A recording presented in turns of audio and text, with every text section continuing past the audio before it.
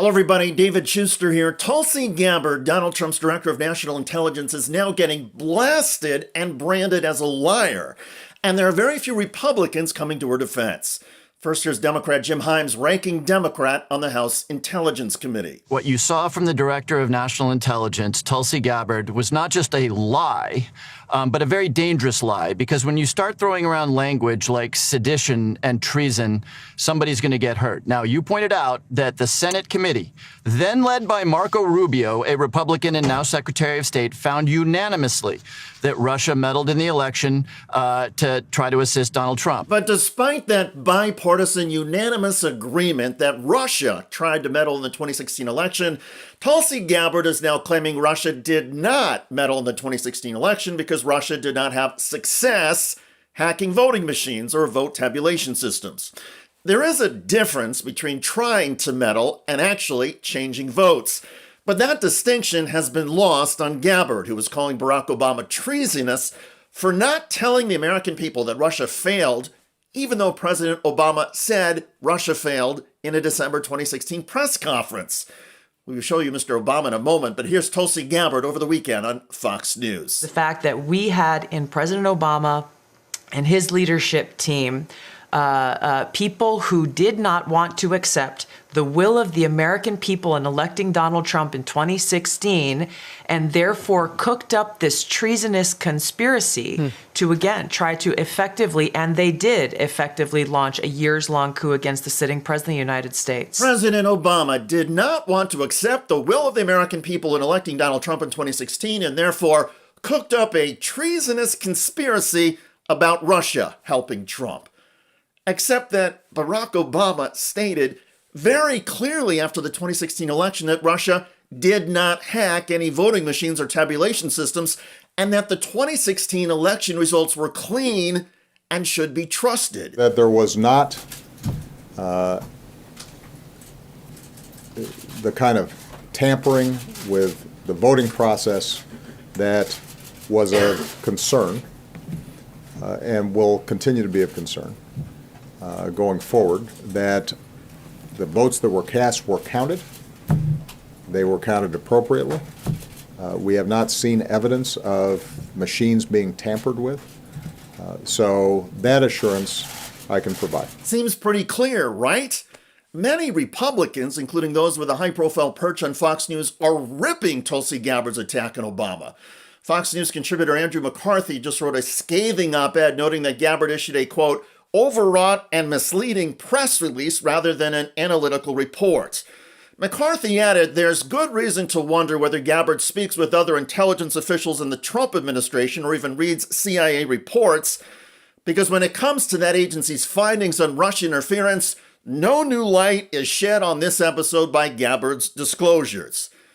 Here again is Congressman Himes. Now, what Tulsi is doing, it's a little sleight of hand, but it's worth focusing on. She is saying that the Intelligence Committee early on said that the Russians could not use cyber tools to mess with the voting infrastructure, the machines that tally our votes. And that was true then, and it is true now. Though the Russians tried to break into a couple of states, election technical infrastructure, they didn't do it. But it is well known and well established that the Russians hacked into the DNC and undertook any number of other influence operations, including buying reams of Facebook ads to discredit Hillary Clinton. That is not in contention, right? But Tulsi Gabbard seems to be trying to rewrite history and bolster Donald Trump's claim that Russia did absolutely nothing to help Trump win in 2016.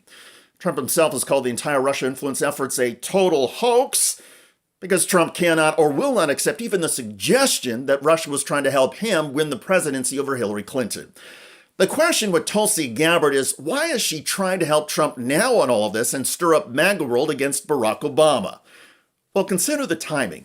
For the past several weeks, Donald Trump has been getting slammed by his own supporters over his refusal to release the Epstein files. And there's been a steady stream of revelations about Donald Trump's 15-year close friendship with Jeffrey Epstein.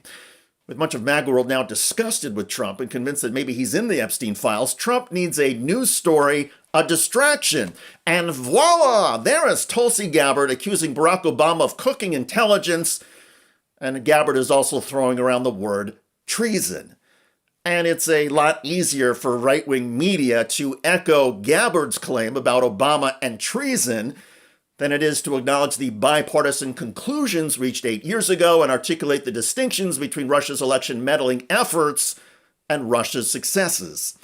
Also, Gabbard herself seemed to be on the verge of getting fired last month when she publicly contradicted Donald Trump's assessments about Iran's nuclear capabilities just before Donald Trump ordered a U.S. attack on Iran. At one point, Donald Trump said publicly he didn't care what Gabbard said. Well, now, Donald Trump does care because Gabbard is helping Trump try to get MAGA world to move on from the Epstein files by reigniting MAGA passions against Barack Obama. The problem, of course, is that anybody who has actually followed the Russian interference story or read the intelligence assessments knows that Gabbard is peddling crap. And social media, at least on the Democratic side, is having a field day shredding Tulsi Gabbard. Hashtag holy airball. As soon as that came out from Tulsi Gabbard, I guarantee you probably a dozen Republican senators called the Trump office and said, "What in the hell did you just do, you moron?" And Tulsi Gabbard is all alone right now. Certainly not the first person in a Trump administration to do something at the request of Donald Trump and then look like a moron when she did it. So she's going to be alone. Tulsi Gabbard is alone, and everybody in Washington knows it. But the only person who matters to Gabbard may be Donald Trump. And it's long been clear that Donald Trump will forgive, forget, and love anybody who sings his praises and does his dirty work. And there is bipartisan agreement that Tulsi Gabbard, politically and ethically now, is dirty. By the way, the Trump administration's ICE agents are being smacked with another lawsuit, this time from a U.S. Army combat veteran who ICE assaulted. Immediately after breaking my window, another agent sticks his arm through and sprays me with OC in the face, and they continue to drag me out of the car. That is George Redis, an American citizen and a U.S. Army combat veteran. On Fox News Now, he described his recent arrest by Trump administration ICE agents. Throw me to the ground. Multiple officers, takes multiple officers to detain me for some reason, even though I have OC on my face and I can't breathe. My hands are already behind my back. I have an agent kneeling on my back and another agent kneeling on my neck. All while I'm telling them I can't breathe because of the OC in my face and the tear gas in my lungs. Check out that story at the link below. I'm David Shuster. Thanks for joining us.